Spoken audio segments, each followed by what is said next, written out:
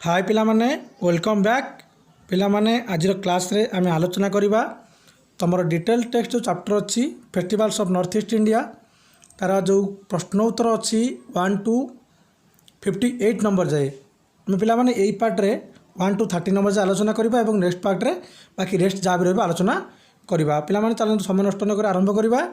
What is north east India उत्तर पूर्व भारत कहले पिला माने कोन बुझ the north east India both geographical and administrative division of the India उत्तर पूर्व भारत कहले आमे उभय भौगोलिक एवं प्रशासनिक रो जो भाग बा अंश कहले बुझु भारतर and a collective name of the eastern most part of our country एवं आम देशर पूर्वांचल थिबा अंचल गुडी को आमे ईस्टर्न मोस्ट नामित करिथाउ।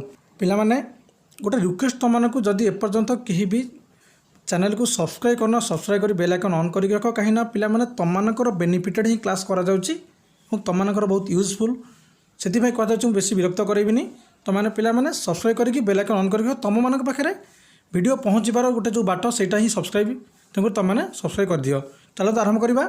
Which states from the north east India केउं राज्यगुड़िक उत्तर पूर्व भारत में अवस्थित there are 8 states from the north east India पाखापाखि से 8टी राज्य अवस्थित अच्छी आमर उत्तर पूर्व भारत में that is 1 Arunachal Pradesh Assam Manipur Meghalaya Mizoram Sikkim Tripura and Nagaland.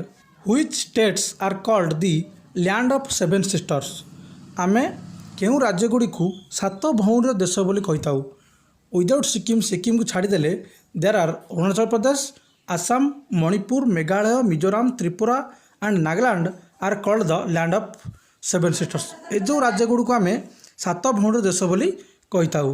Why are they called so से 7टी राज्य को एपरी कहीं कह जाए बा 7टी राज्य को 7 भौणीर देश बोली कहीं कह जाए they are interdependent on each other so we are considered that land of 7 sisters जेहेतु से माने जड़े अन्य जन उपरे बा परस्पर निर्भरशील अंचल एवं से आम तांकू मानि नहीं था विचार करथाउ से माने होचन 7 भौणीर देश। Why is Sikkim not included among the 7 sisters कहीं सिक्किम को 7 भौणीर देश भितर मान्यता दि जाए नहीं। Sikkim is geographically not a continuous part of the north east region उत्तर पूर्व अंचल भौगोलिक हिसाब से सिक्किम सीमावर्ती अंचल नुहे बा सीमावर्ती रहू नहीं। It is separated from the north east by Siliguri corridor एवं यह सिलीगुड़ी कॉरिडोर दे कौन होती ना उत्तर पूर्व ठार अंचल ठार टी अलग हो जाए सेपरेट हो जाए सो तेणुक Sikkim is not included among the 7 sisters तेणुक सिक्किम की कौन कर 7 भौणी देश भितर मान्यता दि जाए ना। What role does it play यह क्यों भूमिकाटे लिभे थाए क्यों भूमिका बहन करें वी कनसीडरिंग आम विचार करूँ that the Sikkim plays the role of little brother of the 7 sisters एवं जो 7 भौणी देश बोले आम कही था जो 7टी राज्य को तांकर सान भाई लिटिल ब्रदर कहले आम सिक्किम को बुझी था सिक्किम यही भूमिका निर्वाह करें। व्हाट इज कल्चर पिला माने कल्चर कहले तुम मैंने कौन बुझ संस्कृति कहले कौन बुझ ट्रेडिशंस आमर परंपरा बिलीफ आमर विश्वास हैबिट ऑफ कंट्री आम देश रहीकि जहाँ भी विश्वास कर जहाँ भी आम अभ्यासगत अच्छी ताकू दैट इज कॉल्ड कल्चर आम संस्कृति बोली मानि नहीं था।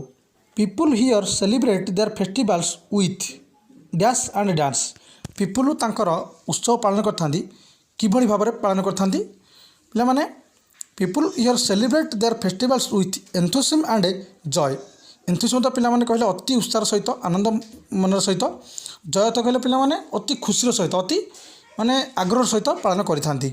Many of their festivals are based on dash सेमानकर जो अच्छी आमर 7टी भाई भौणी देश कहगला सेमानकर जो फेस्टिवल थाए पर्व थाए से अधिकांश पर्व क्या उपर निर्भरशील और क्या लेकिन करा जाय थाए।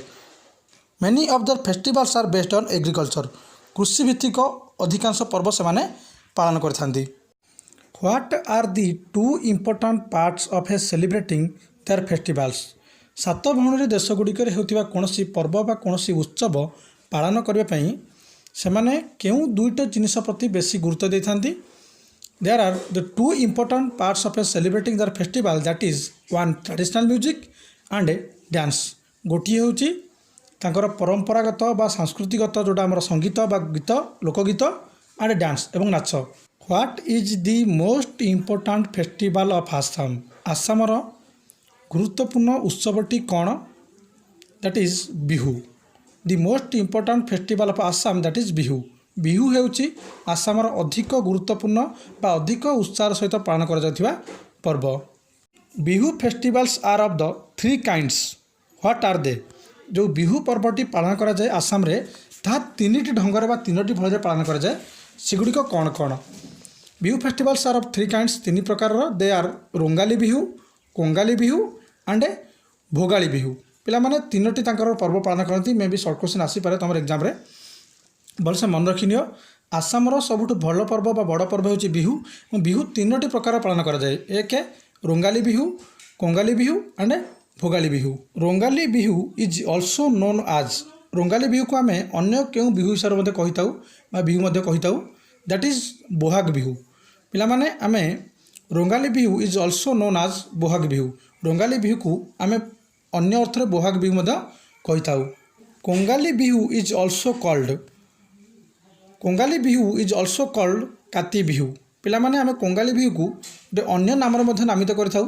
ତାହା କ'ଣ? ଦ୍ୟାଟ୍ ଇଜ୍ କାତି ବିହୁ। କୋଙ୍ଗାଲି ବିହୁକୁ ପିଲାମାନେ ଆମେ କାତି ବିହୁ ବୋଲି ମଧ୍ୟ ଜାଣିଥାଉ। ପିପୁଲ୍ ଅଲସୋ ନେମ୍ ମାଘ ବିହୁ ଆଜ୍, ପିଲାମାନେ ପିପୁଲ୍ ମଧ୍ୟ ଗୋଟିଏ ଏମିତି ପର୍ବ ଅଛି ତାକୁ ମାଘ ବିହୁ ବୋଲି କହିଥାନ୍ତି। ତାହା କ'ଣ? ପିପୁଲ୍ ଅଲସୋ ନେମ୍ ମାଘ ବିହୁ ଆଜ୍ ଭୋଗାଳି ବିହୁ। ପିଲାମାନେ ଯେଉଁ କହିଥିଲି ଆସାମର ଯେଉଁ ବିହୁ ପର୍ବ ପାଳନ କରାଯାଏ ତାହା ତିନି ପ୍ରକାର, ରୋଙ୍ଗାଲି, କୋଙ୍ଗାଲି ଏବଂ ଭୋଗାଲି। ପିଲାମାନେ ଭୋଗାଲି ବିହୁକୁ ମଧ୍ୟ ମାଘ ବିହୁ ବୋଲି କୁହାଯାଇଥାଏ। When is Rongali Bihu celebrated? ପିଲାମାନେ ରୋଙ୍ଗାଲି ବିହୁକୁ କେତେବେଳେ ପାଳନ କରାଯାଇଥାଏ? ଇନ୍ ମିଡ୍ ଏପ୍ରିଲ, ମଧ୍ୟ ଏପ୍ରିଲ ସୁଦ୍ଧା, with the onset of spring and the beginning of the sowing season.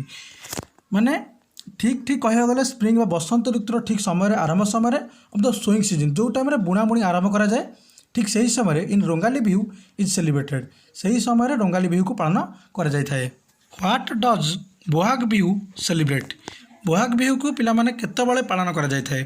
The start of a new year Bohag Bihu celebrated, ଠିକ୍ କୌଣସି ବି ନୂଆ ବର୍ଷର ଆରମ୍ଭ ସମୟରେ ବୋହାଗ ବିହୁକୁ ପାଳନ କରାଯାଇଥାଏ। ହ୍ୱେନ୍ ଇଜ୍ କାତି ବିହୁ ସେଲିବ୍ରେଟେଡ୍?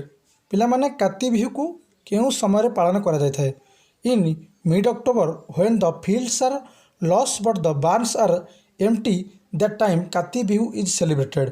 ପିଲାମାନେ ଠିକ୍ ମଧ୍ୟ ଅକ୍ଟୋବର ସମୟରେ ଏବଂ ଯେତେବେଳେ ବିଲରେ ବା କ୍ଷେତରେ ଶସ୍ୟ ପରିପୂର୍ଣ୍ଣ ଥିବ କିନ୍ତୁ ଶସ୍ୟଗାରା, ଦି ବାର୍ନସ୍ ଯେଉଁଟା ଥିବ ଆମର ଶସ୍ୟଗାରା, ଯେଉଁଟା ଆମେ ଖାଦ୍ୟ ଶସ୍ୟ ରଖିଥାଉ ମହଜୁଦ କରିକି, ସେ ଜାଗା କ'ଣ ଥିବ? ଫାଙ୍କା ଥିବ।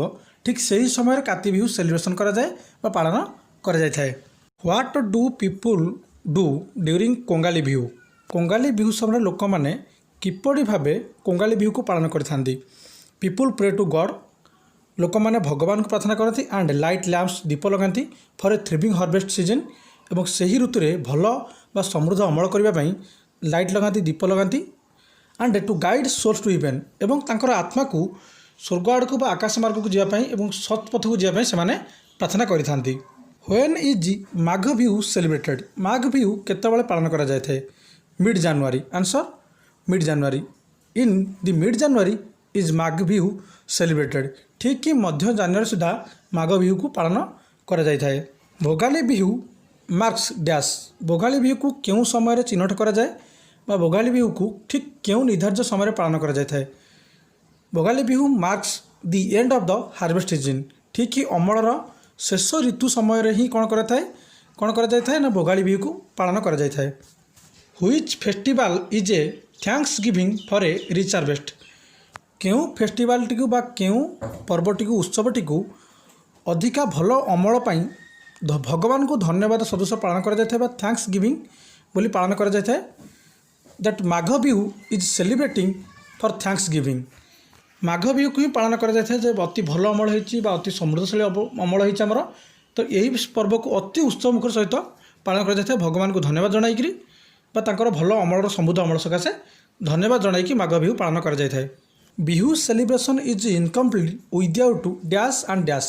କେଉଁ ଦୁଇଟି ପ୍ରମୁଖ ଜିନିଷ ପାଇଁ ବିହୁ ସେଲିବ୍ରେସନ୍ଟି ଅପରିପୂର୍ଣ୍ଣ ରହିଯାଇଥାଏ? That melodious folk dance, melodious folk song and traditional dance. ପିଲାମାନେ ମେଲୋଡ଼ିୟସ୍ ଫୋକ୍ ସଙ୍ଗ୍ କହିଲେ କ'ଣ? ଅତି ରୋମାଞ୍ଚକର ଲୋକଗୀତ ବା ଲୋକସଙ୍ଗୀତ।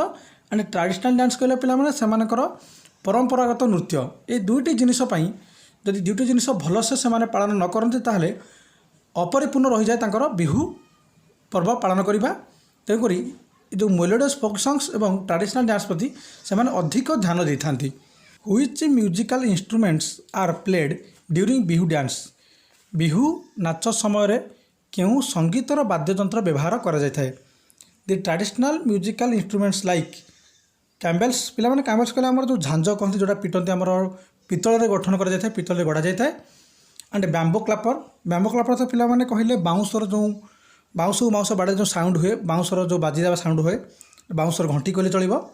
ढोल एंड द पिपा होचे पिला माने सेमानकर गोटे पर्टिकुलर गोटे वाद्ययंत्र आर प्लेड बजा जाय थाए ड्यूरिंग बिहू डांस बिहू नाच समय रे यही सब वाद्ययंत्र व्यवहार कर जाय थाए। वेयर इज अरुणाचल प्रदेश पिला माने अरुणाचल प्रदेश केउठार अवस्थित Arunachal Pradesh is lying farther north in the mountain region of the Himalaya उत्तर हिमालयर पार्वत्यांचल ठीक मझी ही अरुणाचल प्रदेश टी अवस्थित अटे। Name 3 festivals that Arunachal Pradesh celebrates Arunachal Pradesh रे पालन कर जाउथिबा जो आमर 3टी पर्व अच्छी से 3टी पर्व कौन एक Losar Mopin and zero festival पिला माने अरुणाचल प्रदेश 3टी पर्व पालन करा जाए Losar Mopin and zero festival पिला माने शॉर्ट क्वेश्चन आसी थाई पारे में भी आसी जाई पारे जे जीरो फेस्टिवल्स केउठार पालन करा जाए which is zero festivals observe celebrate पिला माने एटा पर क्वेश्चन मत आसी पारे तो ध्यान रखी मन रखिबो। Which is the new year festival of Arunachal Pradesh नुआ वर्ष समय रे अरुणाचल प्रदेश रे पालन करा जाथिबा पर्वटी कौन दैट इज लोसार पिला माने Losar is the new year festival of Arunachal Pradesh new year समय ठीक अरुणाचल प्रदेश में लोसार पर्व ही पालन कर जाय थाए। What do people do on this occasion यही लोसार पर्व समय लोक मैंने किपरि भाव पालन करथांती ऑन दिस ओकेजन यही पर्व उपलक्षे पीपुल क्लीनिंग देयर हाउसेस से घर परिष्कार करती and discard the old to bring the new year एवं पुरातन मनोभाव पुरातन जहाँ भी जिनस थाए जहाँ भी किसी आलिमाली थाए से बाहर कर सफा कर दिखती और नुआ वर्ष को स्वागत करती अति उत्साह और आनंदर सहित। Which festival is the harvest festival here Arunachal Pradesh में केउं पर्वटी अमल समय पालन कर जाय थाए।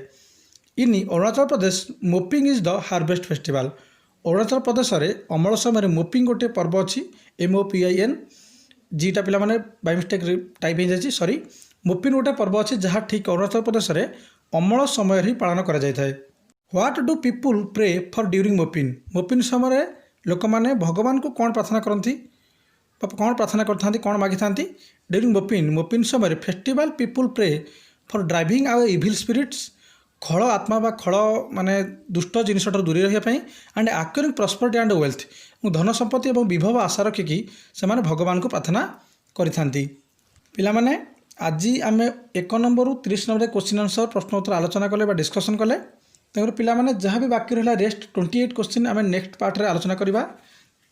तेणुक पिला माने जदि एपर्यंत चैनल को सब्सक्राइब करना सब्सक्राइब कर बेल आइकन ऑन करके रख और जब तुम पिला माने किसी शिखा पाच भिडियो ताल तुम सांग मान पाख शेयर कर जहाँद्वारा से भी किसी शिखे और तुम बेनिफिट हम से बेनिफिट हो पार। धन्यवाद।